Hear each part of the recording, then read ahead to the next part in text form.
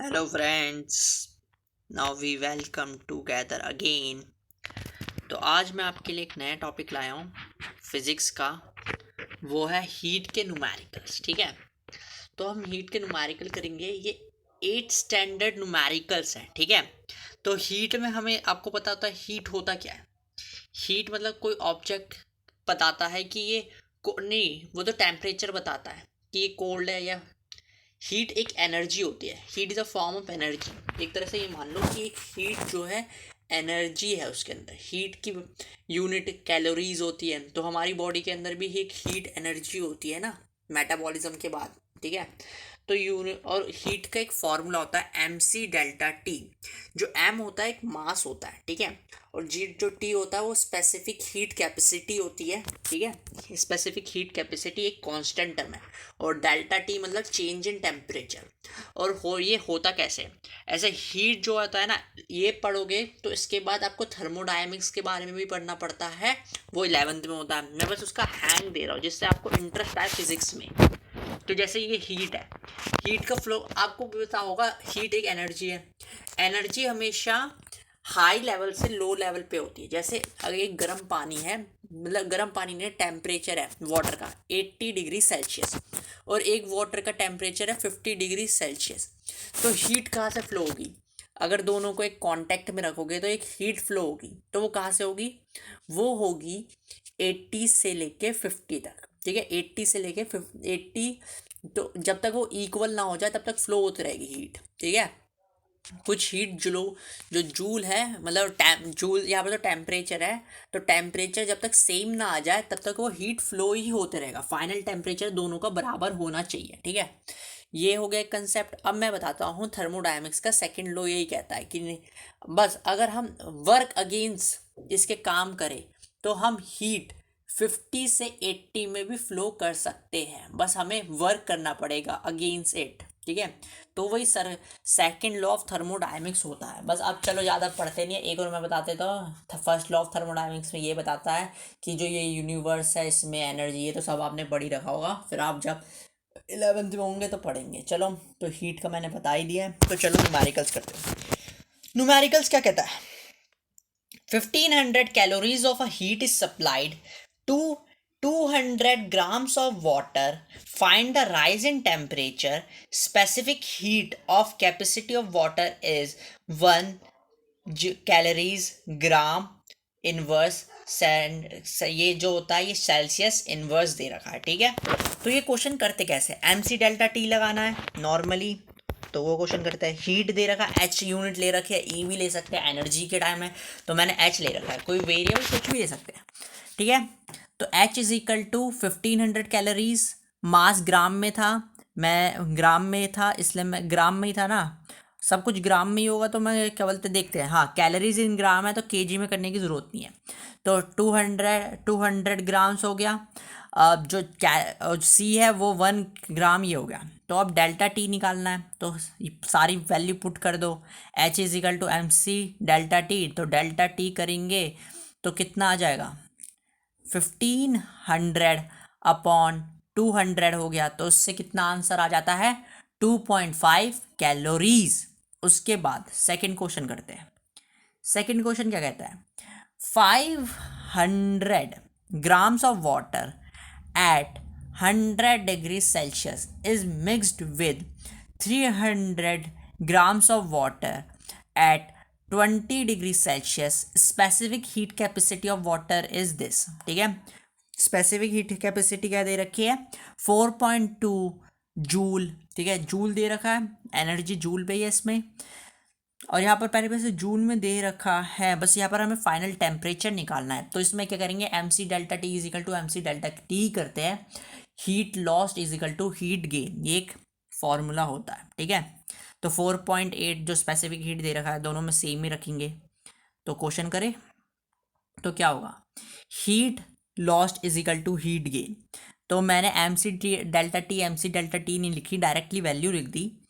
तो 500 इंटू सी into lost करा है 100 minus T is equal to 300 into C. यहाँ पर जो ये 20 प्लस टी लिखा है ना, यहाँ पर गलती हो गई है। इसमें आपको करना चाहिए था फाइनल टेम्परेचर 20 टी है तो T-20 करना चाहिए, जिसमें कितना टेम्परेचर गेन हुआ है। तो बस इसका आंसर सही आ गया, बताओ कैसे आ गया वो आप देखते हो। तो 500 है तो जो दो जीरो भी कैंसिल हो गए, सी भी कैंसिल हो गया, तो ये 500 minus 5t is equal to 60 minus 3t हो गया।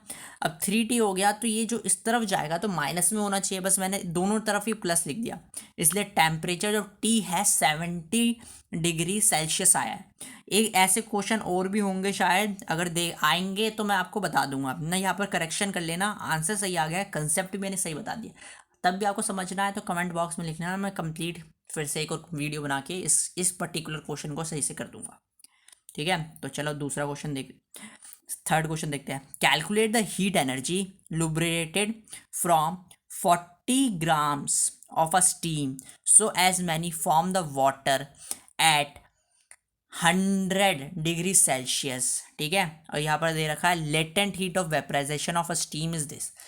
ये एक फॉर्मूला, एक और मैं चीज़ बताना भूल गया, अगर आप थर्मामीटर को रखते हो, ठीक है, अगर आइस है, ठीक है, वो पिघल रही है और वो वाटर में बन गई तो कुछ टाइम के लिए तब भी उसका टेम्परेचर जो होगा वो चेंज नहीं होगा, टेम्परेचर 100 ही दिखाएगा। क्यों दिखाएगा? क्योंकि वो कहते हैं लेटेंट हीट, यहाँ पर कह रखा है लेटेंट हीट ऑफ वेपराइजेशन। क्यों कह रखा है? क्योंकि वाटर एक लेटेंट हीट ऑफ वेपराइजेशन होता है और एक लेटेंट हीट ऑफ फ्यूजन होता है, और यहाँ पर दे रखा है वेपराइजेशन कितना है। तो इसके बाद सी वाला क्वेश्चन करते हैं।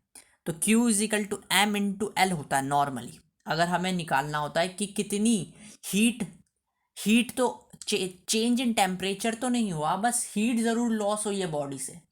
बर्फ़ मतलब यहाँ पर जो वाटर है स्टीम में कन्वर्ट हुई है या स्टीम वाटर में कन्वर्ट हुआ, ये क्या था, ये एक बार देख लेते हैं क्वेश्चन क्या है। लुब्रिकेटेड फ्रॉम, ठीक है, तो जो स्टीम है वाटर में कन्वर्ट हो गया है, बट टेम्परेचर नहीं बदलेगा। ठीक है, टेम्परेचर नहीं बदलेगा, और इसका एक फॉर्मूला होता है Q is equal to M into L. तो Q 40 है और जो लेटेंट हीट ऑफ वेपराइजेशन है वो 3360 है। तो डायरेक्टली आंसर आ जाएगा 1 10 100 1000 10,000 लाख 1,34,400 जूल। ओके, चलो अब इसके बाद डी वाला क्वेश्चन करते हैं। ठीक है, डी वाला क्वेश्चन आपको क्या कहता है?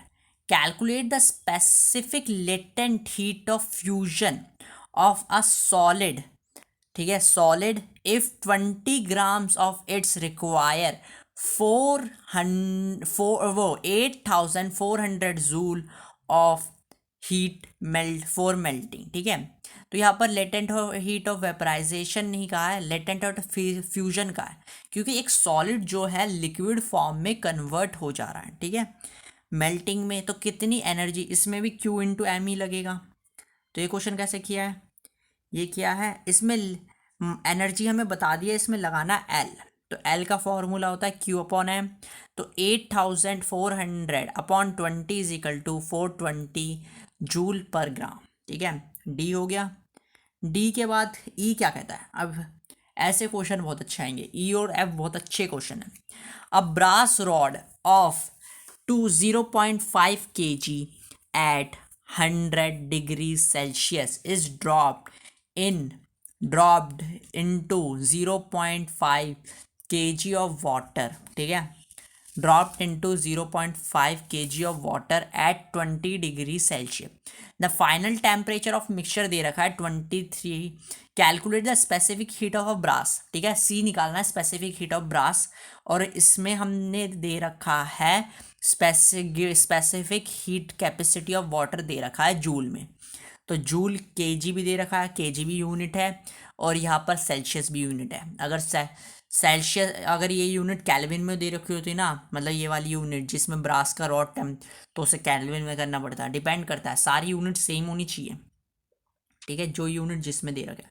तो ई question for brass, mass is equal to, mass कितना है 0.25 kg, टेम्परेचर 100।